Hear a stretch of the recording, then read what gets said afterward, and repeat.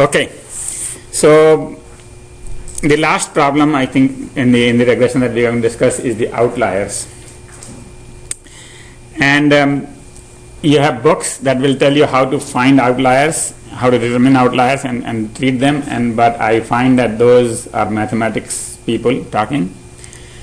Outliers could be one of the two things. Either it could be a mistake in your experiment, or it could be a real thing that you are missing, a phenomena. And so you cannot have, there is not a mathematical solution to this problem. You really have to look inside the system to find out why you got the measurement that you got. If you find a bug, that's fine, but you might discover that you really had missed some point that happens in that region of the operation. So just don't throw it away easily, because if it was a mistake, then fine, you can exclude it from the analysis and continue with the rest of it. But if it was some phenomena you missed, then obviously your model is incorrect and all the conclusions are incorrect and you have to redo all of them. So this is the line I'm saying here. The number of statistical tests have been proposed, and they are based upon certain assumptions which may or may not be valid, and so I'm not suggesting any mathematical method of finding outliers. Any value significantly away from the remaining observations should be investigated for errors, and in the neighborhood to find out should be conducted. So generally what happens is, if the outlier, there are some visual tests actually. Let me see if I have a graph here. There is a visual test here. Is that suppose you have a continuous graph and then just one point is over here. See this point, I wouldn't count this point, but let's say in the middle of this, one point is here. That is very likely to be an error, because the systems don't become that discontinuous in the middle. However, if there is a point here, then this is important to investigate why it is, because it is quite possible that the system starts a new operation zone from here. We don't know. Right? So just to do a mathematical test and say, well, this is an outlier and we are presenting this model, all you are saying is that we are presenting this model which applies to this range and we don't know for this range onwards. Alright, here the same thing. If you think that this is an outlier, then you are really modeling only this range and we don't know about what happens after this or above that. Alright, let's see if we finish our other points. So yeah, and so basically this is the same thing we are saying, is that you may want to do some more experiment in that region to find out if this is just a error or a different region of operation. So now, so first thing that is important is to verify that the relationship is linear, because this will give you a very high R square. This particular model, for example, will give you very high R square, and that's all people do. They just measure the R square and they say it's good. But they forget that this is really, there is some kind of a phenomena here which is clearly visible to the eyes. Same thing here. This will give you a very high R square, because most of it is linear, except there is a region of operation which is being ignored. So now let's summarize with the common mistakes, and actually the first two we already said. First two were already said, that not verifying that the relationship is linear, and then relying on the automated results without visual verification. So there are lots of packages, and people just use the package and present the results, publish the results. They never have time to look at the results, look at these things in detail.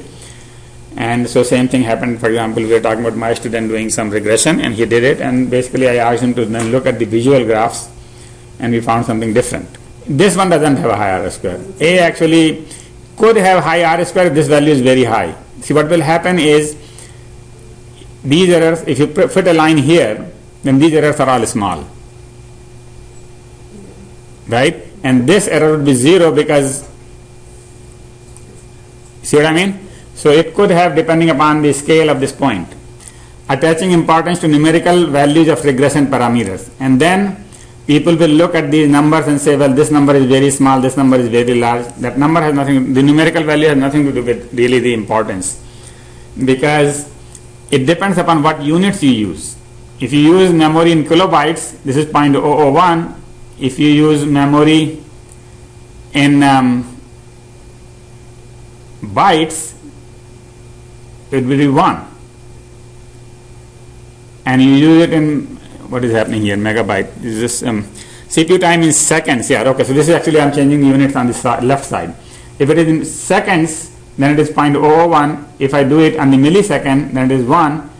And also if I change the unit of the y, of the x, then the numbers change. So the numbers have nothing to do with the numerical value of the numbers have nothing to do with their importance. Really, you have to look at the confidence interval, and here if it comes out 0, that means that is basically not important or not significant. All right. So that's the point, is that numerical values, don't look at the numerical values and say this is too small to be worrying about. Not specifying confidence interval for the parameters, most people don't, and they don't realize that this is as random as any of the means and other things. Not specifying the coefficient of determination, all right, that is the R square. Coefficient of determination, coefficient of correlation, confusing the coefficient of correlation. Coefficient of correlation is R and coefficient of determination is R squared. And so there's the relationship, people might misuse one for the other. R square is what gives you the percentage of variation. R gives you the correlation. Using highly correlated variables, so this was the multicollinearity problem. And people just put lots of parameters in the model without realizing that they are all related to each other. Using regression to predict far beyond the measured range.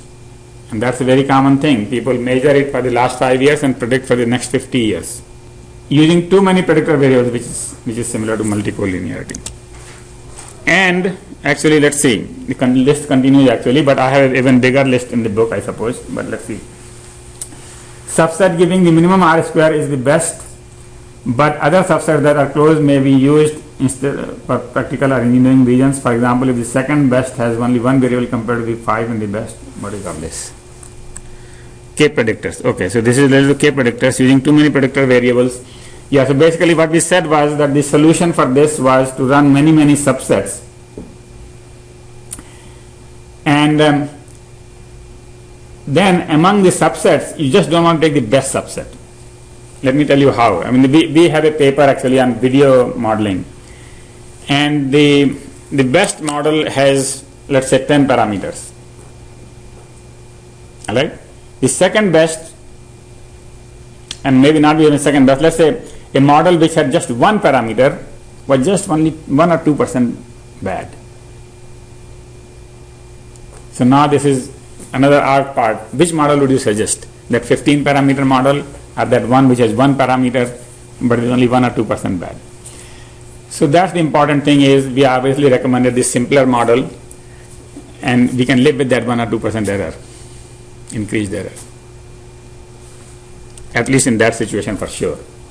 So your criteria is still same. Criteria is still sum of squared errors left over, which is R squared. But the point is that the surface of R square, if you were to look at the surface, is it flat? Which means, you could change around significantly without any difference, much difference, or is it very peaky? If it is very peaky, then yeah, you have to live with 15 parameters. But if it is flat surface, then you want to go to the simplest. We are actually modeling here mobile video transmission over the wireless networks, and so we said, well, 1 or 2% error. So that is what it is. Subset giving the minimum R square is the best, but other subsets that are close to may instead, for practical and engineering reasons, may be used. That's the point I was making. Okay? So you don't want to just, do whatever the value gives you, but you can also see if there is equally good model. Equally good is again subjective, or not equally good, or well, let's see. It's not equally good to be wrong word, but basically close to very good.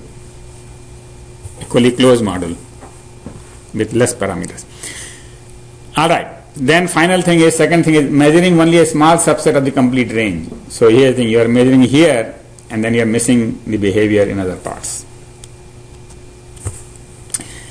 Assuming that a good predictor is also a good control. That may not be the true. Predictor, if something gives you good prediction, does not mean that gives you good control. Control is totally different thing. So correlation means that you can predict. Control means you can change. So in the disk I/O versus CPU time regression, disk I/O can predict CPU time regression, but you cannot just change the disk I/O to change the CPU time. And we had given lots of other examples of correlation when we talked about correlation before, but all good predictor means is that it has a good correlation. That does not mean that it can be controlled. And it could be because you have a relationship with a third variable. So this is basically more about prediction and control. Prediction works both ways. If you can predict X from Y, you can predict Y from X. But control is the other way. You can control X from Y, but Y cannot control X. Alright, everybody believes that? Okay. So that brings us to the end of this regression stuff. Too many predictors may make the model weak. This is one lesson you learned. There are several lessons you learned in this one, but first lesson is that having too many variables is not always good because those variables may be related. Then the categorical predictors, for those you really can use binary predictors. So that's another thing you learned, that if something has 4 values, then you want to have 3 binary variables to represent it.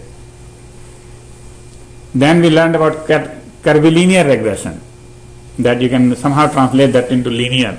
And then more general thing is the transformation, where if you know the relationship between the standard deviations of the error and the y value, that relationship can be used to calculate what transformation is required. Then we talked about the outliers, and we said that rather than mathematically, try to find out from the system's point of view. And then common mistakes are, the very common mistake is no visual verification. Homework 15B, you have to fit a categorical variable model with some transformation. K is 1 and all the rest of them are 0. So you were saying that basically K minus 1, we said for K predictors you have K minus 1 binary variables. So 0, 0, 0, 1, 0, 1, 0, 0, so 1, 1, 1 like that. You keep moving all the way and then the last one you have all zeros. That's our recommended method because that does not assume any type of order. It does not assume, because if you do any other modeling, then there will be order assume that this one is better than the other one.